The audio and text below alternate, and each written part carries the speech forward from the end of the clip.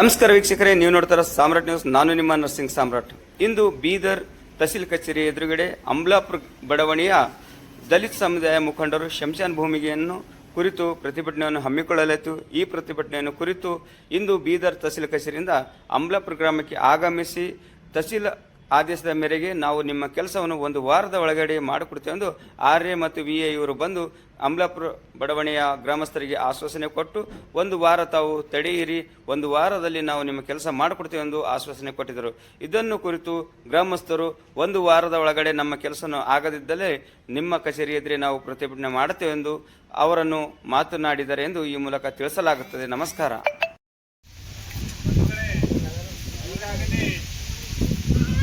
ತಾಲೂಕಿನ ಅಮಲಾಪುರ ಗ್ರಾಮದಲ್ಲಿ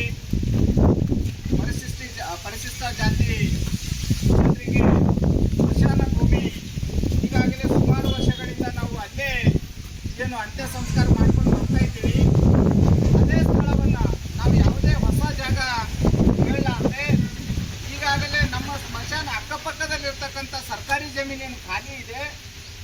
ಈಗಾಗಲೇ ನಮ್ಮಲ್ಲಿ 5,000 ರಿಂದ 6,000 ಜನಸಂಖ್ಯೆ ಇದೆ. ಇನ್ನು ಮುಂದೆ ಹೆಚ್ಚಾಗ್ತಕ್ಕಂಥ ಸಂಭವ ಇರೋದ್ರಿಂದ ದಯವಿಟ್ಟು ಅಲ್ಲಿ ಇರ್ತಕ್ಕಂಥ ಎಷ್ಟು ಸ್ಥಳ ಇದೆ ಅಕ್ಕಪಕ್ಕದಲ್ಲಿ ಅಥವಾ ನಮ್ಮ ಜನಸಂಖ್ಯೆಗೆ ಆಧಾರವಾಗಿ ಎಷ್ಟು ಸರ್ಕಾರದ ಆದೇಶ ಇದೆ, ನಿರ್ದೇಶ ಇದೆ, ಅದರ ಪ್ರಕಾರ ನಮ್ಗೆ ಸರ್ಕಾರ ಮಂಜೂರಿ ಮಾಡಿಕೊಡ್ಬೇಕಂತೇಳಿ ನಾವು ಸುಮಾರು ವರ್ಷಗಳಿಂದ ಹೋರಾಟ ಮಾಡ್ಕೊಂಡು ಬಂದೀವಿ.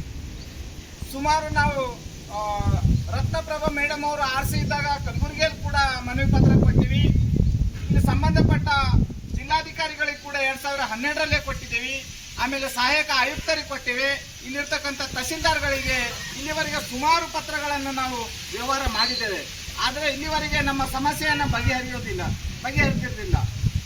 ಹಾಗಾಗಿ ನಾವು ಒಂದು 2 ತಿಂಗಳ ಕೆಳಗಡೆ ಇನ್ನೊಂದು ಪತ್ರವನ್ನು ಮನವಿ ಪತ್ರ ಮಾನ್ಯ ತಹಸೀಲ್ದಾರ್ ಅವರಿಗೆ ಕೊಟ್ಟಾಗ ಅವರು ಇಮಿಡಿಯೇಟ್ ಆಗಿ ಸ್ಪಾಟಿಗೆ ಬಂದು ಸ್ಥಳ ಪರಿಶೀಲನೆ ಮಾಡಿ ಸಂಬಂಧಪಟ್ಟ ಯಾರೆಲ್ಲ ಅಧಿಕಾರಿಗಳಿರ್ತಾರೋ ಅವರಿಗೆ ಪತ್ರ ವ್ಯವಹಾರ ಈಗಾಗಲೇ ನಡೆಸ್ತಾ ಇದ್ದಾರೆ. ಆದರೂ ಕೂಡ ಸಾಕಷ್ಟು ಸಮಯ ವ್ಯರ್ಥ ಆಗ್ತಾ ಇದೆ ಅಂತಕ್ಕಂಥ ಒಂದು ವಿಚಾರವನ್ನು ಇಟ್ಕೊಂಡು ನಾವು ಗ್ರಾಮಸ್ಥರು ನಿನ್ನೆ ಹೋಗಿ ತಹಸೀಲ್ ಎದುರುಗಡೆ ನಾವು ಧರಣಿ ಮಾಡ್ತೇವೆ ಅಂತೇಳಿ ಡೇಟ್ ಡಿಕ್ಲೇರ್ ಮಾಡಿ ಪೊಲೀಸ್ ಠಾಣೆಗೆ ಒಂದು ಪತ್ರ ಕೊಟ್ಟಾಗ ಈಗಾಗಲೇ ಸಂಬಂಧಪಟ್ಟ ತಹಸೀಲ್ದಾರ್ ಅವರು ಗ್ರಾಮಕ್ಕೆ ಸಂಬಂಧಪಟ್ಟ ಆರ್ಐ ಮತ್ತು ವಿಎ ಅವರನ್ನು ಕಳಿಸಿ ಆದಷ್ಟು ಬೇಗ ನಾವು ಮಾಡಿ ಕೊಡ್ತೇವೆ ಅಂತಕ್ಕಂಥ ಒಂದು ಆಶ್ವಾಸನೆಯನ್ನ ಕೊಡ್ತಾ ಇದ್ದಾರೆ. ಹಾಗಾಗಿ ಬೀದರ್ ಎದುರುಗಡೆ ನಾವು ಗ್ರಾಮಸ್ಥರಿಂದ ಸತ್ಯಾಗ್ರಹ ಹಾಕೊಂಡಿದ್ದೇವೆ. ಇದಕ್ಕೆ ಇವತ್ತಿಗೆ ಇವರು ಹೇಳಿಕೆ ಕೊಡ್ತಕ್ಕಂಥ ಒಂದು ಆಶ್ವಾಸನೆ ಮೇಲೆ ಕೈ ಬಿಟ್ಟು ಒಂದು ವೇಳೆ ಒಂದು ವಾರದಲ್ಲಿ ಇನ್ನೂ ಒಂದು ವಾರ ನಾವು ಸಮಯ ಕೊಡ್ತಾ ಇದ್ದೀವಿ. ಒಂದು ವಾರದಲ್ಲಿ ಏನಾದರೂ ನಮಗೆ ಭೂಮಿ ಮಂಜೂರಾತಿ ಮಾಡಿಕೊಡ್ಲಿಲ್ಲ ಅಂದಾಗ ನಾವು ಮತ್ತೆ ಅದೇ ತಹಸೀಲ್ ಕಚೇರಿ ಎದುರುಗಡೆ ಪೂರ್ತಿ ಎಲ್ಲ ಗ್ರಾಮಸ್ಥರು ಹೋಗಿ ಧರಣಿ ಸತ್ಯಾಗ್ರಹ ಹೂಡ್ತೇವೆ ಅಂತಕ್ಕಂಥ ಒಂದು ವಿಚಾರವನ್ನ ಇಲ್ಲಿ ವ್ಯಕ್ತಪಡಿಸ್ತೇವೆ. ಈ ಒಂದು ನಮ್ಮ ಧರಣಿ ಸ್ಥಳಕ್ಕೆ ಬಂದಿರತಕ್ಕಂಥ ಆರ್ಐ ಸರ್ ಅವರು ಏನು ಆಶ್ವಾಸನೆ ಕೊಡ್ತಾ ಇದ್ದಾರೆ ಕೇಳೋಣ.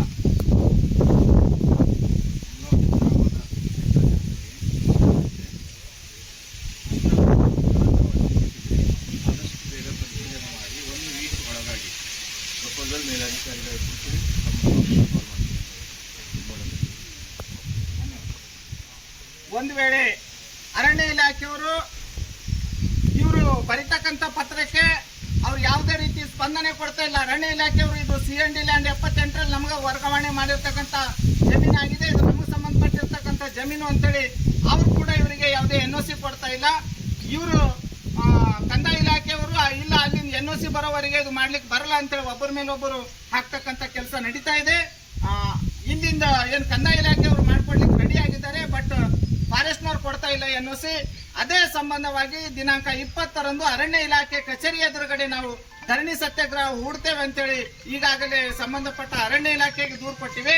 ಇವತ್ತು ಹೋಗಿ ಪೊಲೀಸ್ ಠಾಣೆಗೆ ನಾವು ಪೊಲೀಸ್ ಬಂದೋಬಸ್ತ್ ತಗೊಂಡು ಪತ್ರ ಕೊಟ್ಟು 20ನೇ ತಾರೀಕು ಅರಣ್ಯ